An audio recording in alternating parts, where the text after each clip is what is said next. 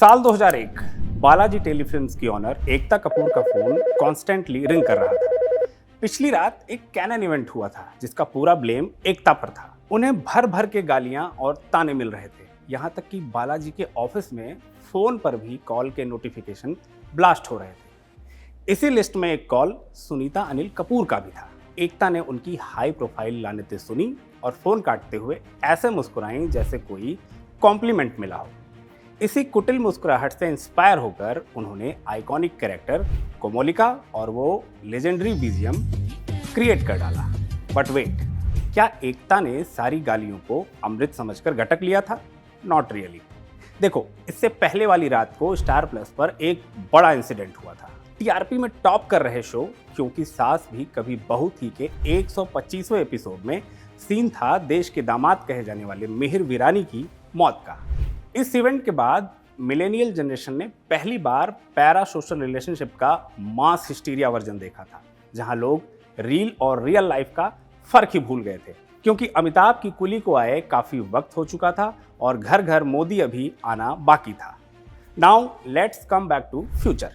2026 में तो यही पैरा सोशल रिलेशनशिप आज कई ऑर्गेनाइजेशन का सक्सेसफुल रेवेन्यू मॉडल बन चुका है। मतलब जहां पहले लोग मिहिर वीरानी के लिए रोते थे, आज उसी इमोशनल कनेक्शन के लिए लोग सब्सक्रिप्शन ले रहे हैं और पैसे उड़ा रहे हैं। जिस ऑर्गेनाइजेशन, जिस ऐप या जिस फिनोमिना की हम आज बात करने वाले हैं, उसके सक्सेस फार्मूला के पीछे भी यही फैक्टर है। हाल ही में इसके ओनर की डेथ के बाद ये प्लेटफॉर्म एक बार फिर इंटरनेट पर टॉक ऑफ द टाउन बन गया है। हाय, मैं हूं Prashant and let's review only fans through psychological, philosophical and social review lens. तो चलिए शुरू से शुरू करते हैं। 2016 में जब टिम स्टोकी ने इसे बनाया, तब ये प्लेटफॉर्म बहुत इनोसेंट था। यहाँ क्रिएटर्स जैसे फिटनेस ट्रेनर, शेफ एटसेट्रा अपने फैंस से सीधे कनेक्ट कर सकते थे और अपने टैलेंट के बदले सीधे पैसे कमा सकते थे। लेकिन फिर आया एकदम गेम ऑफ थ्रोन्स लेवल वाला ट्विस्ट, जिसमें एडल्ट कंटेंट ने इसे रेड वेडिंग मोमेंट दे दिया। एंड इस प्लेटफॉर्म का ट्रांसफॉर्मेशन सीधे टीचर वॉल्टर वाइट से हाइजनबर्ग वाला हो गया। मतलब ये platform suddenly I am not in danger से I am the danger mode में चला गया। ये ट्रांसफॉर्मेशन हुआ था लॉकडाउन के टाइम, यानी उस टाइम जब दुनिया डलगोना कॉफ़ी और रसोड़े में कौन था में बिजी थी, जब लोग जूम मीटिंग ऑन करके सोते थे और बच्चे ऑनलाइन क्लास ज्वाइन करके वीडियो गेम में इन्वॉल्व रहते थे। हाँ, वही टाइम जब बालकनी में ताली थाली बजाना एक नेशनल इवेंट बन गया। इन सब के बीच जब लोगों की नौकरियां जा रही थीं, तो उन्होंने कहा चलो फैन बेस को ही मोनेटाइज कर लेते हैं, और इस तरह ओनली फैंस का बूम हुआ। बेरोजगारों ने क्रिएटर बनने की ठानी और देखते ही देखते इस प्लेटफॉर्म के यूजर्स 75% और कमाई 500% तक बढ़ गई। 2021 में ओनली फैंस ने सडनली डिसाइड किया कि वो अब एक रिस्पेक्टेबल प्लेटफॉर्म बनना चाहते हैं। उन्होंने अपने प्लेटफॉर्म पर अडल्ट कंटेंट बैन करने का डिसीजन लिया।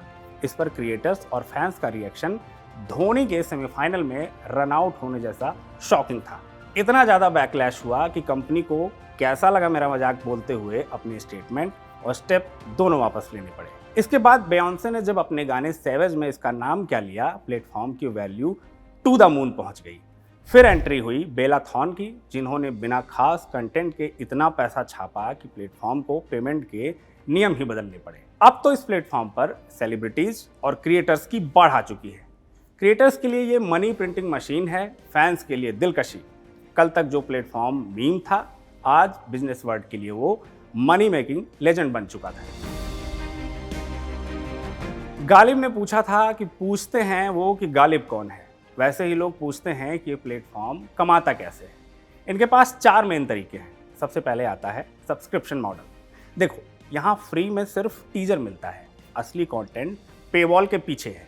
सीन वैसा ही है जैसे किसी वेडिंग फोटोग्राफर का पैकेज। शुरू में सस्ता लगेगा, लेकिन जैसे ही ड्रोन शॉट्स और स्लोमो मांगोगे, बजट स्काई रॉकेट की तरह हो जाएगा। हर क्रिएटर की अपनी फीस है, जिसमें से 80% क्रिएटर का और 20% प्लेटफॉर्म का कट होता है। दूसरे नंबर पे आता है टिप्स और पे पर व्यू फीचर, यानी अगर सब्सक्रिप्शन से मन नहीं भरा तो पे पर व्यू के लिए अलग से कैश फ्लेक्स करो। ये बिल्कुल वैसा ही है जैसे थिएटर में फिल्म की टिकट तो सस्ती मिल जाएगी, पर पॉपकॉर्न और कोक आपकी जेब खाली कर देगा। अब ज़्यादातर क्रिएटर्स अपनी सब्सक्रिप्शन फ़ी 0 कर देते हैं और मेजॉरिटी कमाई इसी फीचर से करते हैं। फिर आता है लाइव स्ट्रीमिंग मॉडल। यहाँ क्रिएटर्स लाइव आकर फैंस से सीधे वाइब मैच करते हैं। फैंस रियल टाइम में टिप्स देते हैं ताकि उन्हें स्पेशल शाउट आउट या अटेंशन मिल सके। Last but not the least आता है इसका रेफरल प्रोग्राम। बोले तो नए क्रिएटर्स को लाओ, उनकी कमाई का 5% कमीशन पाओ। ये वैसा ही है जैसे किसी दोस्त को जिम ज्वाइन कराओ और आपको फ्री प्रोटीन शेक या डिस्काउंट मिल जाए। हालांकि ये बोनस सिर्फ 12 महीनों के लिए है और इसकी भी अपनी लिमिट्स है।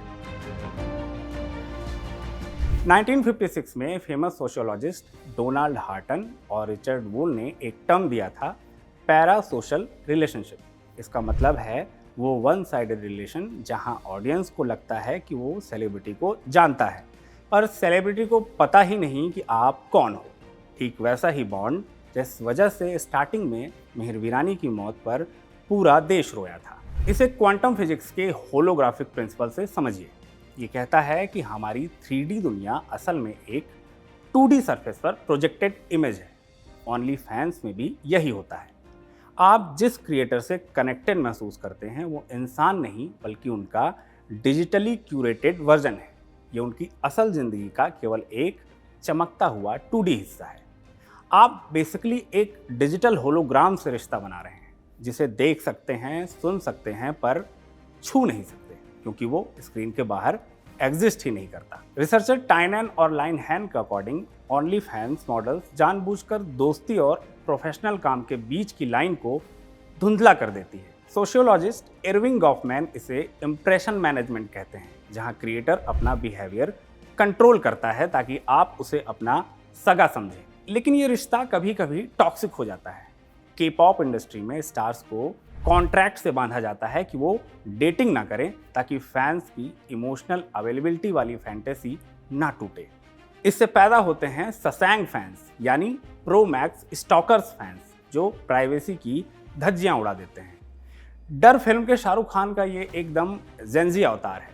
ओनली फैंस पर भी बेला थॉन के केस में यही हुआ, जहां फैंस और क्रिएटर के बीच का अटैचमेंट हैरेसमेंट में बदल गया। टेक क्रिटिक जारोन लेनियर अपनी book you are not a gadget में साफ कहते हैं कि सोशल मीडिया हमें फेक फ्रेंडशिप के धोखे में रखता है ताकि ब्रांड्स हमें एक्सप्लॉइट कर सके।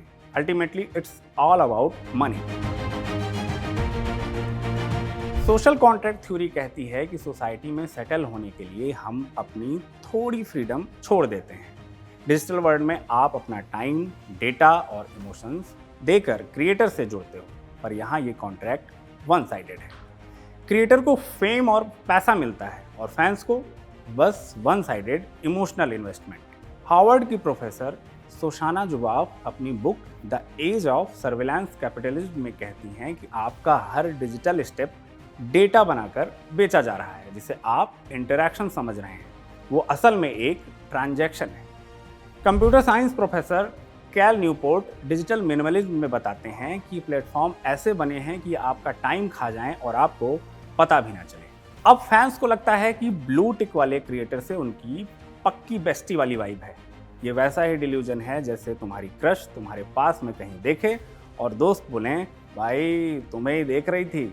सोशल क्रिटिक मोरोजॉव के अकॉर्डिंग ओनली फैंस जैसा प्राइवेट कंटेंट असल में रियलिटी से भागने का एक स्केप है, पर यहाँ कोई डेमोक्रेसी नहीं बल्कि डिक्टेटरशिप है। कंट्रोल सिर्फ क्रिएटर और प्लेटफॉर्म के पास है।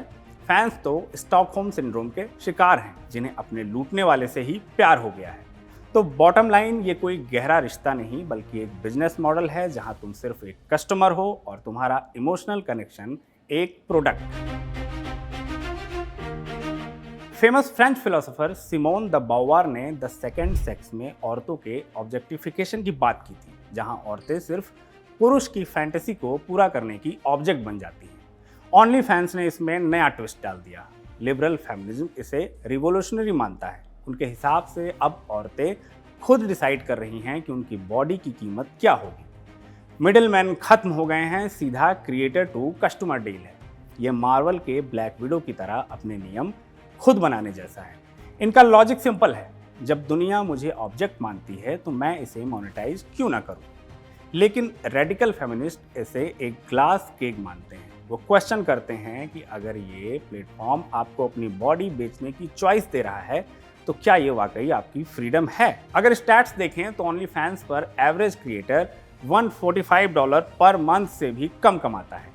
सारा पैसा टॉप 1% के पास है और एक्चुअल कंट्रोल क्रिएटर को लगता है कि वो बॉस है, पर असल में सब्सक्राइबर्स जो डोमिनेंटली मेन हैं उनकी पसंद ही तय करती है कि क्या बिकेगा। ये एक ग्लॉसी प्रिजन जैसा है।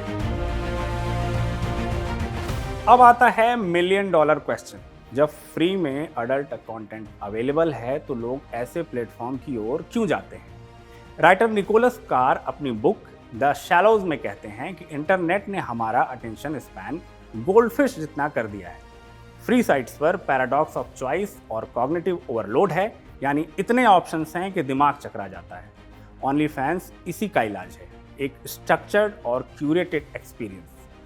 फ्री पॉन एक तरफा पॉडकास्ट है, लेकिन ओनली फैंस में इंटरेक्शन है, जिस वजह से यूजर को ये ज़्यादा पर्सनल लगता है।